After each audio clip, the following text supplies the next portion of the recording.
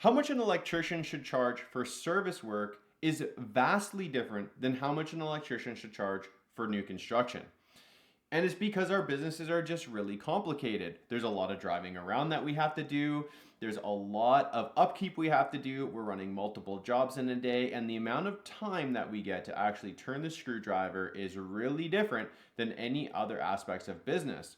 On top of that, we run businesses where we have to drive to our customers all the time, even if we're not going to get the job. Like a pizza delivery guy driving before they even make the pizza, right? We got to drive out there and give an estimate, and then we've got to see if we get it accepted, and then a lot of times we've got to drive back later. So in this video, I'm going to go over how to calculate your hourly rate for service electrical so you know what to charge per hour of turning that screwdriver, and you're able to put together some flat rate estimates. So let's get started. As I mentioned in the beginning of this video, there's quite a few things that make a service electrical business a lot different than, well, any business for that matter. So let's think about what you have to do as a service electrician, right? We've got to drive to houses, right? We're not like a mechanic. We don't have people come to our business. We have to go to their house. So we got to drive to houses. What's another thing we have to do to keep service electrical going, right? We've got to manage material, right? We got to manage our material. And that's something that we have to do every single day, because if you drive all the way across town to go and install an electrical job, or you go to a quote and you manage to sell it on site and you're ready to install, can't do it if you're missing the part. So on the daily, we got to manage our material, right? I mentioned it already, but another thing that we have to do is we got to do quotes for everything, right? It's a very quote intensive business. And even, I'm sure you've done quotes on installing like a small little smoke detector or something like that, but that's the nature of the business. Customers need to know what they're going to pay, and we need to come out and give the pricing. So, we've got to give lots of quotes. Another thing we have to deal with is we're doing customer service, right? So we've got customer problems. We got sometimes when customers don't show up to their appointments, they're late, we got to sit around. We've got all sorts of customer service things that we have to deal with. So I'm going to put customer service, right? That's something that takes some time out of our day that we have to deal with. Another thing that we have to do is we have to set things up and take them down. We're not at a job site where we can just pull in, drop our tools down on the plywood floor and get to work. We need to put floor protection down, vacuum up, clean up. We've got trash to take away that's got to be taken away to the garbage and stuff. So we've got a lot of upkeep and protections. And what I'm getting at here is this list of stuff that I'm outlining are all things that take away from our ability to get work done. And if you picture an employee that you're going to hire, which is the best way to look at this, even if you just run your own business, it's very important to look at it like you're going to pay somebody. Because then when you go to pay somebody, it's not a radical change. Now, we're going to pay our employee for 8 hours for the day, right? That's what we're going to pay people. You're advertising a full-time job, and you want to be able to keep them busy. So this is what you're going to pay somebody. And I'll put a little note right here. We're going to call this an employee's day. Okay? So you're going to pay that person for 8 hours a day. 8 hours a day, and you're going to do it for the whole year. So that's generally in a work schedule 261 days that you're paying this employee for full-time work. Just like when you worked in the trade, you'd be, not happy if you didn't have full-time work. So that's what we're going to pay somebody. But like we were talking about before, we've got all this stuff that they got to do, right? Now, you might run around and do estimates and stuff like that, but typically you want to get an idea of just the man in the van. Because if you're doing the estimates and they're doing the install, technically you're using profit margin to pay yourself or an estimator or whatever to go and do those estimates, right? So it's 6 in one, half dozen in the other. The best way to look at it is just if you sent this guy out to do all of the estimates and then do the jobs, which is totally doable. That's what most service technicians in fully established businesses will do. So back on topic, we've got our 8-hour day that we are paying them. And we have all of these tasks that we have to do. And the problem that we're trying to negate here is out of all of these tasks are taking out the ability for them to do that work in the day. So We have our morning, right? Maybe we have a morning meeting to talk about what's going on for that day. Then they have to either go to the supply house or they have to get material from your shop and stock up their van. So now there's going to be a little section of we're going to get some materials, right? You got to drive there, go to the wholesalers and manage that. Then we've got our drive time. Now we got to drive to the first job of the day. So say we got one job going on. So there's our drive time that's coming out of the day. Then we've got to talk to wait out front for the customer to show up. Talk to the customer real quick. Set up the job site. And then we're finally doing a little bit of work. So say we got a big chunk of work that we're getting done now. So now we're getting some work done. So right here, we're getting paid, baby, just what we want. So say we do our one task, you install some stuff in somebody's house, and now we're done. Now we got our next thing that we have to do. But before we have that, we have a lunch break, We want our guys to have a lunch break. So they take their lunch break right there. And then they drive to the next job. That one takes a little bit longer. It's afternoon, so it's busy. And then they spend 45 minutes doing a quote with your customer, trying to sell a job, and then they sell a job. And then it's the end of the day, and you got a bunch of garbage in the van because you did some light fixture replacements, and you got to go dump the trash out. Roughly a day. This stuff changes on the day-to-day basis. But what we're getting at here is in service work, we have a lot of this junk, right? And the amount of time that we spend actually turning the screwdriver is way lower than the average uneducated electrical business owner understands. When you get in the game for long enough and paying people to do this, you'll start realizing, because you'd be like, why the hell are they not making that much money in a day? So what we're trying to do here is we're trying to figure out essentially what's called our efficiency rate. I don't know if I can spell it right, so I'm a tradesman after all. And that's what we're trying to do with our hourly rate and trying to figure out how much to charge here. Is we're just trying to get a good idea of, on average for our business this is just one day, but you got a whole year, there's other things that happen in here. Out of our entire year, on average, how much time do we actually spend spinning a screwdriver, pulling wire, and doing work?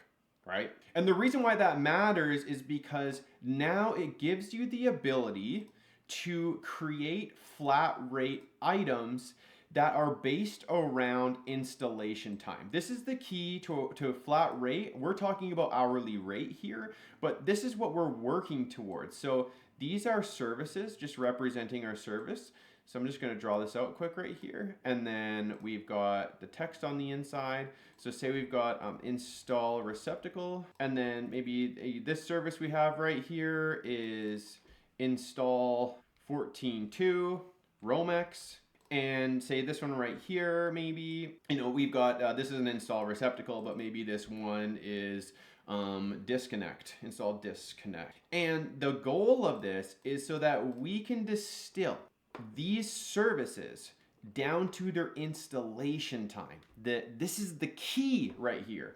So then we can say that installing a receptacle on average for my entire business, on average throughout the entire year for the average employee, takes 0.2 hours, right? And you could say that installing a 1 foot of 14.2 Romex maybe takes 0.01 hours. I always do hours because it's how it works in the tools to build this. But you could just go to Google and go hours to minutes and just figure it out for yourself. You could also use a tool like Pricebook Pro here, where it already has it all figured out for you. It took me 5 years to iterate these prices because nobody has like a labor manual for service work. It's just radically different than construction sites and stuff. So this is all in here. You can see that we have the labor unit in here for every single thing that we're gonna do, right? So now that you have figured out how much time you can actually do this stuff, now you can multiply your hourly rate by these numbers.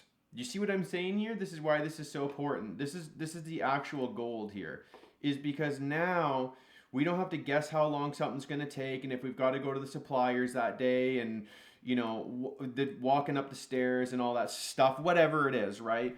You can just say, I've already figured that out. Now we just need to keep working on this number right here, which is our installation standard for our business. And that's exactly how most service-based businesses work. Think about a dentist or a mechanic. They don't just bill you for how many hours they drilled your teeth. They have a price for doing a standard cavity or whatever, right? And that is all, this is literally just this right here.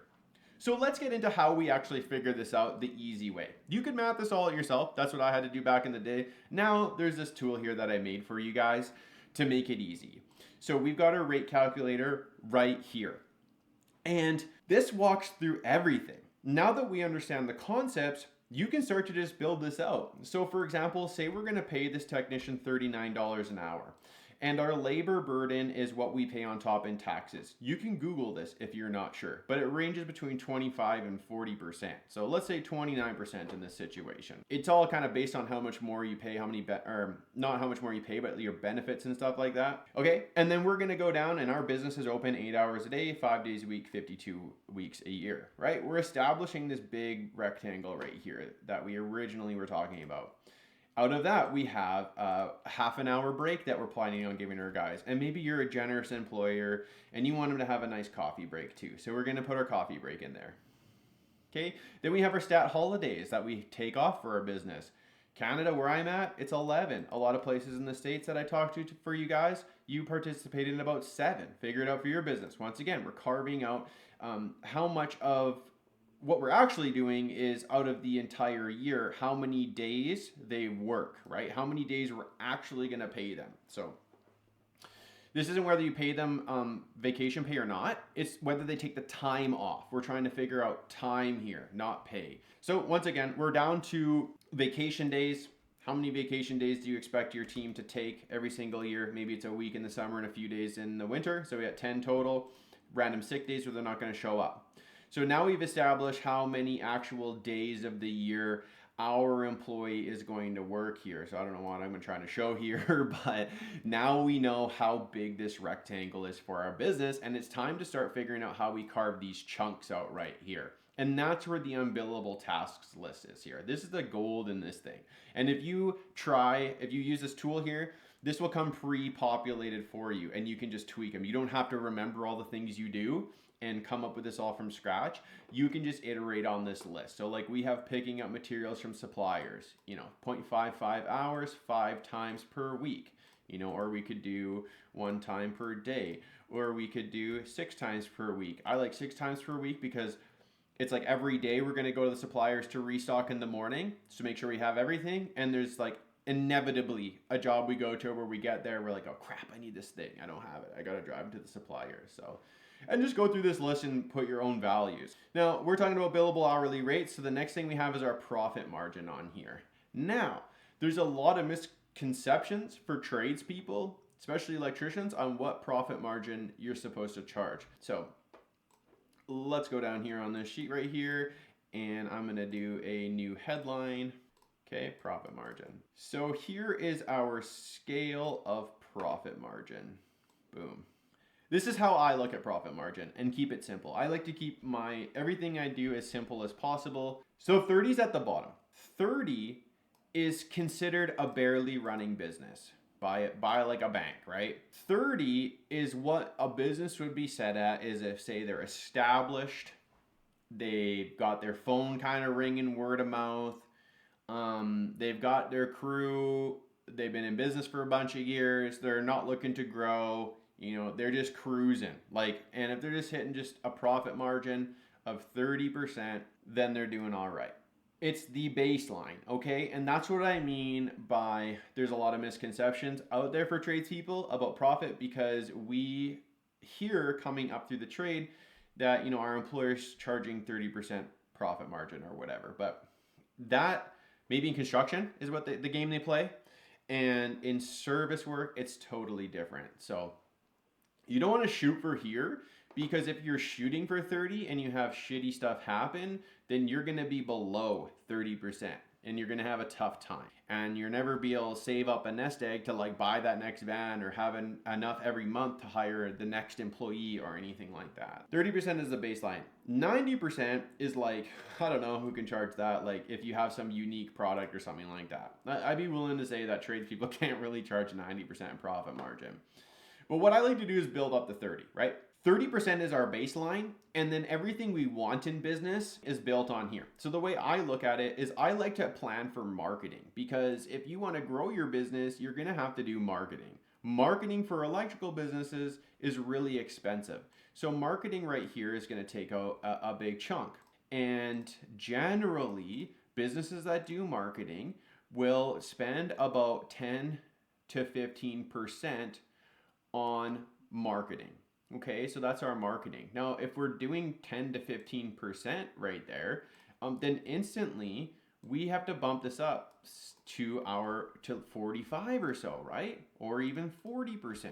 Okay, so that's what we're bumping this up to cover this gap for the marketing that we're doing. Okay, and then maybe you want to have nice vans. Maybe you like to have high roof vans or something. And those are going to be more expensive. That's going to come out of what you make from your employee driving around doing jobs, right?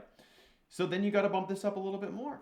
Okay, and there's no quarrel, there's no qualms, there's no problems with having a higher profit margin. Just plan for the business you want, not what people pressure you to have online. Just plan for what you want, right? So maybe this goes up to, I don't know, 42, 43, who knows, 40, 44.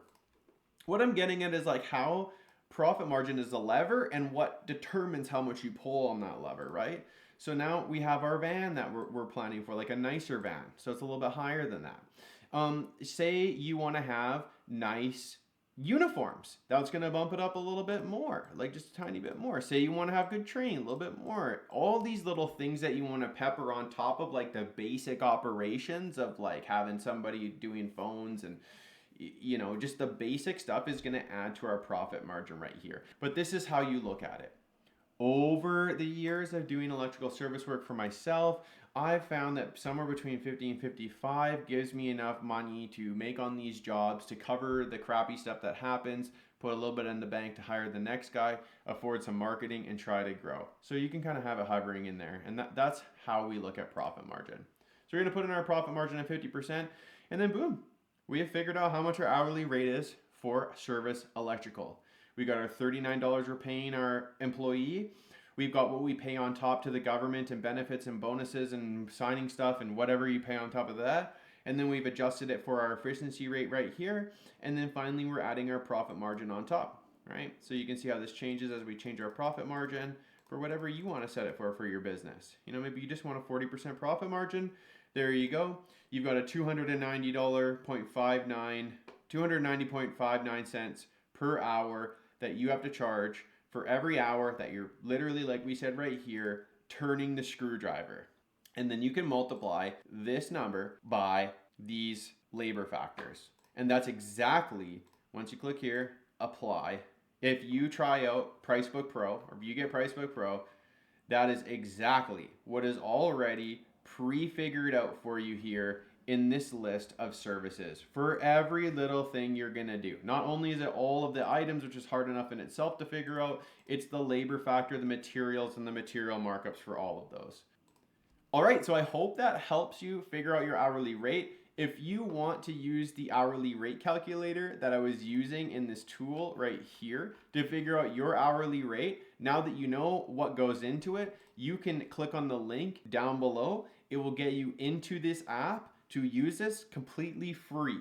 So you can just go in and figure this out for yourself. So if you want to figure that out, go down to the link below, click it, log in, totally free for you guys to use. Hope that helps. And if you want to watch this video right here, it's all about who you're gonna hire first. So once you get figuring out how to charge the right amount and you start growing, watch this video to figure out who is gonna be the next person that you're gonna hire.